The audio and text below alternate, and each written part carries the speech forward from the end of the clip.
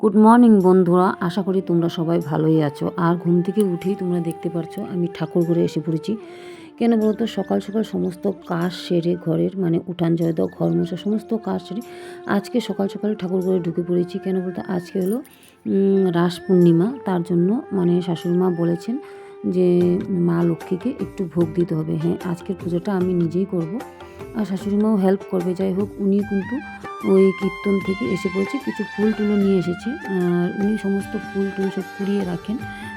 তোমরা হয়তো জানো, আগে বলেছি, কারণ উনি ঠাকুরের সব কিছু গুছিয়ে রাখেন। তারপরে আর আজকে আমি ভেবেছিলাম উনি কীর্তন থেকে আসা আগে আগে আমি সব কিছু করে ফেলবো। যাই হোক, উনি এসে পড়েছে। আর এদিকে আমি কিন্তু ঝটপট করে সম্পূর্ণ কাজে লেগে পড়লাম চান টান করে এসে। এদিকে ওই সুজিটা বানাচ্ছি, তারপরে লুচিগুলোও বানিয়ে নেব ঝটপট করে। আর এদিকে শাশুড়ি মা ওই ঠাকুরঘরে ঢুকে আর ঠাকুরগুলোকে সম্পূর্ণ সাজিয়ে গুছিয়ে নেবে। কেন বলতো, আমি দুদিকে করতে গেলে অনেকটাই দেরি হয়ে যাবে। তার জন্য ওনাকে বললাম যে তুমি ওই দিকটা সারো, আমি তাহলে এই দিকটা সেরে নিই। আর যেহেতু আজকে দু ঘরেই পুজো হবে, আমার ঘরেও পুজো হবে আর আমার জায়ের ঘরেও পুজো হবে। হ্যাঁ, জায়ের ঘরের পুজোটা একটু দেরি হবে। আর আমি যেহেতু রান্নাঘরে ঢুকতে হবে আমার তাড়াহুড়া করে, তার জন্য সবাই কাজে যাবে তার জন্য আমার পুজোটা একটু তাড়াতাড়ি করছি। হ্যাঁ, তাড়াতাড়ি অনেকটাই করতে চেয়েছিলাম, কিন্তু তাও অনেকটাই লেট হয়ে গেছে আমার সব কিছু গুছিয়ে করতে করতে।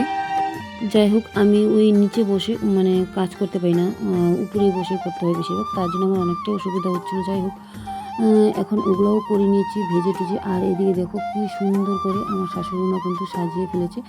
আর এই গোপালটা ওই বড় গোপালটা কিন্তু পরে আনা হয়েছিল আমাদের, আর এই ছোটো গোপালটা কিন্তু আগে আনা হয়েছিল। ছোটো গোপাল আর রাধাকৃষ্ণটা আগে আনা হয়েছিল। আর শাশুড়ি মা বললো যে আমার ছোটো গোপালটা আমার চোখে ভাসে না, তাই তারপরে বড় গোপালটা আনা হলো। আর এদিকে আমাদের তো একটা একটা ঠাকুর আসছে, আর এদিকেও আমার একটা সংসার। আর ওই যে মা লক্ষ্মী দেখতেই পাচ্ছ। আর এখন পূজাটা কিন্তু আমিই দিয়ে দেবো। আর উনি সব সাজিয়ে গুছিয়ে দিয়ে তারপরে বললো যে তুমি ওই পূজাটা দেও, যেহেতু লক্ষ্মী পূজা, তাই আমাকেই দিতে বললো। তাই কিন্তু আমি ঝটফট করে পূজাটা দিয়ে নিচ্ছি। কেন বলতে, আমি যেহেতু আবার রান্নাঘরে চলে যাবো সমস্ত কাজ সেরে, তারপরে আবার চলে যাব ওই জায়ের এদিকে কিছু কটা কাজ আগিয়ে দেওয়ার জন্য। আর এদিকে কিন্তু ওই সুজি করেছি আর লুচি করেছি।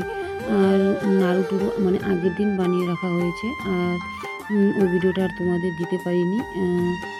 আগের দিনই নাড়ু, ওই তিলের নাড়ু, নারকেল নাড়ু সব বানিয়ে রাখা হয়েছে। আর শাশুড়ি মা বললো যে একটা করে বাতাসাও দিতে হয়, ওর জন্য ওই বাতাসার গহম বের করে ওই সবগুলোর মধ্যে বাতাসাও দিয়ে দিলাম। আর দেখতেই পাচ্ছ, আর আমি কিন্তু সবসময় শাড়ি পরি না, অনেকেই হয়তো দেখো না। আর আমি শাড়ি যেহেতু ওই ব্যালেন্স করতে পারি না, তার জন্য আমি শাড়ি পরে তাড়াহুড়া করে কাজ করতে পারি না। তার জন্য আমি সবসময় নাইটি পরেই কাজ করি। আর এদিকে ওই পূজাটাও সুন্দর করে দিয়ে নিব। দিয়ে নেওয়ার পরে শাশুড়ি মা আবার নিবেদন করে দিবে এসে। উনি আবার, আর যেহেতু কার্তিক মাস চলছে, তার জন্য দুবেলায় উনি কীর্তনে চলে যায়। আর ঠাকুরের সমস্ত কাজ করে ওনারও অনেকটা সমস্যা হয়ে যায়। তারপরে নিরামিষ সব রান্নাবাড়া করতে হয় ওনার, তার জন্যই অনেকটাই লেট হয়ে যায়। যাই হোক, ওদিকে আমি পূজা টুজা দিয়ে তারপরে কিন্তু আমি তাড়াহুড়া করে আবার এসে পড়লাম রান্নাঘরে ওদের খাওয়ার ব্যবস্থা করতে। কারণ ঠাকুরঘর থেকে আস্তে আস্তে প্রায় আমার ওই 10টার মতন বেজেই গেছে। যাই হোক, ঠাকুরঘরের কাজ সেরে এখন এসে পড়লাম রান্নাঘরে। আর যেহেতু চলে যাবে, তারপরে তাড়াহুড়ো লেগে গেছে রুটি। আর এদিকে কালকে সবজি ছিল, এগুলো গরম করে দিচ্ছি। আর রুটি বানিয়েছি, আর কিছুটা রুটি আছে। আর শাশুড়ি মা নিবেদনটা শাশুড়ি মা করছে। ঠিক আছে, আমি এখন রান্না বান্না কাজে ব্যস্ত, পরে আবার তোমাদের সাথে কথা হবে। এখন সকালের খাবার দাবার দিয়ে রুটি করেছিলাম, কালকের আগের দিনের তরকারি ছিল, ওগুলোই যেহেতু এতটা সময় পাচ্ছিলাম না, ওগুলোই দিয়ে দিলাম। আর ওগুলো খেয়ে গেলে তারপরে সমস্ত ঘরের কাজকর্ম, ঘর দুয়ার গুছানো, বিছানা বাটি, কাপড় চোপড় ধোয়া সব কিছু করে তারপরে কিন্তু আমি দুপুরে রান্নায় এসে পড়লাম। আর শাড়িটাও আমি ছেড়ে নিলাম, কারণ শাড়ি পরে আমি তাড়াহুড়া করে কাজ করতে পারি না। আর যেহেতু কাজটা তাড়াহুড়া করেই করতে হয় আমার সবসময়, তার জন্য ডাল আর নিরামিষ সবজি করে নিব। আজকে একটু নিরামিষই সবজি করব। কেন বলতো, আর যেহেতু শীত পড়ে গেছে আর সব নতুন নতুন সবজি আসছে, আর এই সবজিগুলো ডালের বড়ি দিয়ে নিরামিষ সবজিটা রান্না কিন্তু খুবই ভালো লাগে। আর কি কি দিলাম, এই দেখো, কালো জিরা দিয়েছি ফোড়নে, আর কেউ কেউ শুকনো লঙ্কাও দিতে পারো। আর আমি যে সমস্ত সবজি সুন্দর সুন্দর করে কেটে নিয়েছি সব, আর দেখতে কত সুন্দর লাগছে দেখো। আর এই এই সবজিটার মধ্যে কোনো কিছু মশলা বাটাবাটি কোনো কিছু দিব না। তোমরাও রান্না করতে পারো, রুটি দিয়েও খেতে ভালো লাগে, আবার ভাত দিয়েও খেতে ভালো লাগে গরম গরম। আর এই দেখো, কালো জিরা আর শুকনো লঙ্কা ফোড়ন দিবে। আর যেহেতু আমি শুকনো লঙ্কাটা ছিল না ঘরে, তাই দিতে পারিনি। আর এদিকে নুন, হলুদ আর কিন্তু একটু চিনিও দিতে হবে। আর এদিকে সম্পূর্ণ সবজি আমি একদম কষিয়ে নিব।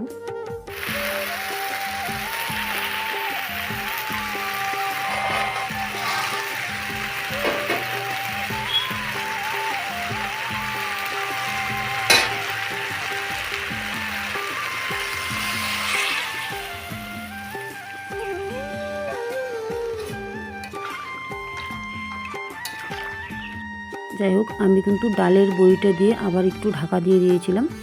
আর একটু যেহেতু ধনেপাতা আছে, তাই ধনেপাতাও দিয়ে দিলাম। আর এটার মশলা হলো একটু আটা কিংবা একটু চালের গুঁড়া, যাই হোক তোমরা একটুখানি গুলিয়ে তারপরে এটার উপরে ছড়িয়ে দিবে। ছড়িয়ে দিয়ে আর একটু 5 মিনিটের মতন জাল করে তারপরে আস্তে আস্তে নামিয়ে নিবে।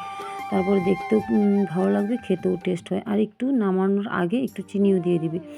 আর দেখো সবজিটা কেমন হয়েছে, খেতেও কিন্তু টেস্ট হয়েছিল।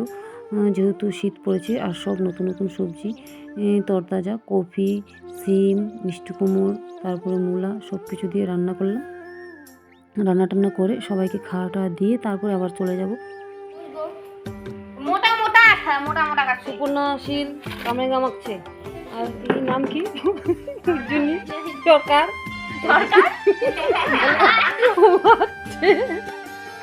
উজ্জনী সরকার বেলপাতা পাচ্ছে। আর পায়েল বিশ্বাস মুখ ঘুরিয়ে আছে। যাই হোক, এদিকে আমি কাজও করছিলাম আর ওরাও কিছুটা মানে কাজও করছিল। আর ওরা ওই কামরাঙ্গা মাখা করছিল, যেহেতু আমার মেয়ে প্রচণ্ড টক খায় ওর বান্ধবী টান্ধবী নিয়ে। যাই হোক, আর ওই সারাদিন একটা না একটা মানে কার কোথায় কামরাঙ্গা, কার জলফই, কার কি আছে ওইটা পেরে নিয়ে আসবে আর খাবে। আর এদিকে কিন্তু আমরা কিন্তু সবাই বসে গেলাম ওই মানে ওই জায়ের ঘরের জন্য খিচুড়ি, লাবড়া সব কিছু হবে। আর সব কিছু কিন্তু আমার শাশুড়ি মাই রান্না করবে। আর কিন্তু আমরা সবাই মিলে সবজি টবজি কেটে সব রেডি করে দিচ্ছি। আর ঘরের কিছুটা কাজ করে আবার এসে বললাম সব কিছু রেডি করার পরে কিন্তু ওইদিকে আবার কিন্তু ঠাকুর কিন্তু বসে গেছে পূজা করতে। যেহেতু ঠাকুর এসে পড়েছে, ওই ঠাকুর মশাই এদিকে দেখতেই পাচ্ছ ভিতরে এই যে কি সুন্দর করে সাজিয়েছে। হ্যাঁ, সকাল থেকে শাশুড়ি মা আর আমার বড় জায়ে এই ঘরের কাজগুলো করছে। হ্যাঁ, সকালটা আমাকে গুছিয়ে দিয়েছিল যতটুকু পারে। আবার তারপরে আবার এই ঘরে এসে পড়ছে, এই ঘরে গুছিয়ে মানে সব কিছু গুছিয়ে দিচ্ছে। কেন বলতো, লক্ষ্মী পূজার দিনে এই পূজাটা করতে পারেনি জায়ের ঘরে, তাই আজকে ওই রাস পূর্ণিমাতে এই পূজাটা মানে করছে ওরাও। আর যেহেতু আমাদের বাড়িতে নিয়ম সরা দিয়ে পূজা করা, তার জন্য ওরাও সরাও নিয়ে আসছে। আর আমি তো যেহেতু পূজাটা আগেই করে ফেলেছিলাম, তার জন্য আমি যেহেতু মূর্তি বসানো হয়েছে আমার ঘরে, তাই আমি মূর্তিটি একটু ভোগ দিয়ে দিলাম ওই পায়ের সুজি আর লুচি করে। আর এদিকে কিন্তু শাশুড়ি মা বাইরে কিন্তু ওই খিচুড়ি লাবড়া রান্না করছে। আর এদিকে কিন্তু ঠাকুর মশাইয়ের পূজাও হয়ে গেছে। আর যেহেতু খিচুড়ি লাবড়াটা আমরা ভোগে দিব না, ভুনা খিচুড়ি করবে। শাশুড়ি মা কিন্তু সবসময় খিচুড়ি রান্না আমাদের খুবই স্পেশাল। আর যেহেতু এখন তিনি আগের মতন পারে না, কিন্তু আমরা সবাই চেষ্টা করছি। একবার আমার চা নাড়িয়ে দিচ্ছি, কারণ ওনার হাতে শক্তি কম আর পায়েও শক্তি কম, পায়েও হাতে একটু কমই পারে এখন, আগের মতন পারে না। আর উনি বসে বসে সব কিছু রেডি করে দিচ্ছে আর আমরা নাড়াচাড়া দিয়ে সবাই নামাচ্ছি। আর এখন যা নাড়াচ্ছি আর সবজি টবজি সব কেটে ধুয়ে রেডি করে দিচ্ছি। আর উনি বসে বসে রান্না করছে, যেহেতু 2 কড়াই রান্না হবে, 1 কড়াই বর্তমানে হয়ে গেছে। তুমি কি খাইছো এখন বলো, কি খেতেছো তুমি? ভালো করে বলো। খিচুড়ি? তোমার খিচুড়ি খুব ভালো লাগে? হ্যাঁ, ভালো করে বলো, তুমি বলো তোমার কি ভালো লাগে। ভালো করে বসো, ভালো করে বসো তুমি। খিচুড়ি এই যে সুন্দর করলা, সুন্দর করলা। হ্যাঁ, টুনটুনি কি খাচ্ছে? টুনটুনি বলো তুমি কি খাচ্ছ, বলো কি খাচ্ছ, বলবা না? টুনটুনি বকা দিচ্ছে, বলো। যাই হোক, এদিকে রান্নাও হচ্ছে, আবার যে কড়াইটাও মেজে রাখছে, যেহেতু 2বারে রান্না হয়েছে। আর ওই যে শাশুড়ি মা ওগুলো গুছাচ্ছে। আর এদিকে টুনটুনি ওগুলো খিচুড়ি খাবে, তার জন্য ওকে মানে সুজি আর লুচি দেওয়া হয়েছে, ওগুলা খাবে না, ওকে খিচুড়ি দিতে হবে। তাই ও আবার রাত্রেবেলা আবার এসে পড়েছে আমাদের বাড়িতে। যাই হোক, আর এদিকে একজন একজন করে লোকজন আসছে, সবাইকে প্রসাদও দেওয়া হচ্ছে। ওইদিকে আমার যা দিচ্ছে, আর আরও লোক আছে।